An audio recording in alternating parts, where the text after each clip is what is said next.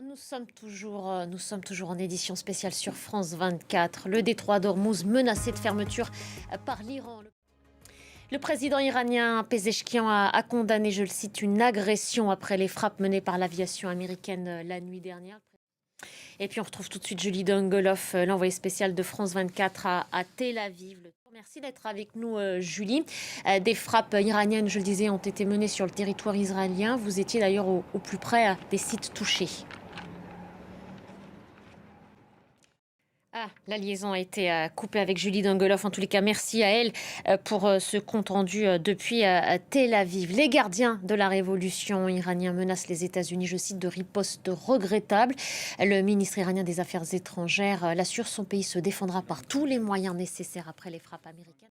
Voilà donc pour cette déclaration. On accueille tout de suite Benjamin Hout Couverture. Bonjour à vous. Vous êtes spécialiste des questions nucléaires et civiles, spécialiste de l'Iran et historien notamment. Merci de nous accorder quelques instants sur France 24. On ne sait pas encore dans quelle mesure les sites frappés par les Américains ont été endommagés. De ce côté-là, il faut encore rester prudent, même si les Américains ne cessent de parler de succès incroyables.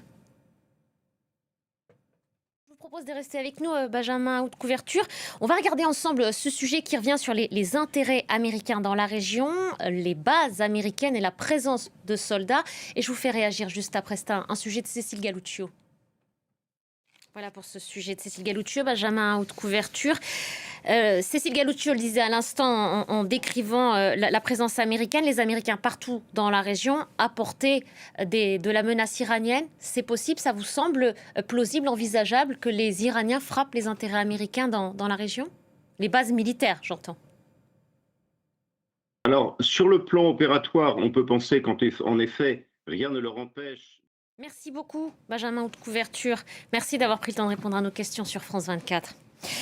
Et vous l'avez sans doute suivi plutôt sur notre antenne, la prise de parole du chef du Pentagone, Pete Hegseth, a insisté sur la force de frappe américaine. Il a assuré aussi, comme le président Trump, que les frappes menées la nuit dernière avaient été un succès. Et les réactions à l'international sont nombreuses depuis les premiers jours du jour. Inquiétude, appel à la désescalade. Ici à Paris, un conseil de défense est convoqué ce dimanche soir, annonce faite par l'Élysée. Alice Broga revient sur les dernières déclarations en images. Voilà donc pour ces réactions. Gauthier Rybinski, on va revenir sur le commencement de ces opérations, de cette guerre déclenchée par Israël, guerre préventive, disait l'État hébreu il y a une dizaine de jours. Le Premier ministre Netanyahou, qui a aussi une victoire, il faut la reconnaître, celle d'avoir entraîné les États-Unis dans ce conflit. C'est pas la première fois. Merci beaucoup Gauthier, merci pour cette analyse. Merci de votre attention, restez avec nous sur France 24, notre édition spéciale se poursuit.